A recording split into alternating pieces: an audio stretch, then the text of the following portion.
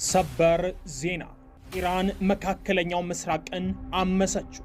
የኢራን የሚሳኤል ጋጋታም ወጣ። እስራኤልና አሜሪካ የሚፈሯቸው ሶስቱ የኢራን ድብቅ አቅሞች ምን ናቸው? መካከለኛው ምስራቅ አያል ኢራን ድንቅ የጦር አቅም ሲዳሰስ ላያሸንፉ ነካክተው አሁን ኢራንን የምትናደፍ አደገኛ ንብ አድርገዋታል። ከቴሄራን በተሰጠ ቀጭን ወታደራዊ ትዕዛዝ የእስራኤል ሰማይ በኢራን አደገኛ ሚሳኤሎች እየተበሳ ሲሆን ምርጦቹ ድሮኖችም ትዕዛዝ ተቀብለው ተልእኮውን ተቀላቅለዋል። አሁን ኢራን ተአምራዊ የሚሳኤል አቅሟን ስትገልጥ አደገኛ ድሮኖቿን ስታሰልፍና ጦሯን ስታዘጋጅ የአሜሪካ ድንፋታ የእስራኤል ያዙ ይልቀቁኝ ውሃ በልቶታል።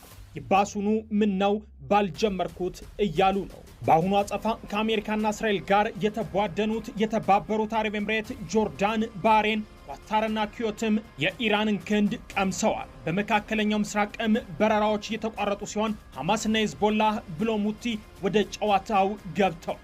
ጭራሹን ሁቲ በቀይ ባህር የሚያልፉ መርከቦችንም እመታለው እያለ ነው። ኢራን አቅም የላትም፣ ወታደራዊ ብቃቷም የሞተ ነው እየተባለ በምዕራባውያን ሚዲያዎች የሚነገረው የሐሰት ትርክት የአዲሱና ኢራን የነገሰችበትን የመካከለኛው ምስራቅ እውነታ ለመቀበል ፈቃደኛ ባልሆኑ አካላት የሚቀነቀን ቅዠት መሆኑ በተደጋጋሚ የታየ ሲሆን ኢራን ለዘመናዊ ጦርነት ወሳኝ በሆኑ ዘርፎች ሀገር በቀል ጠንካራና በቴክኖሎጂ የላቀ ወታደራዊ ብቃትን ገንብታል።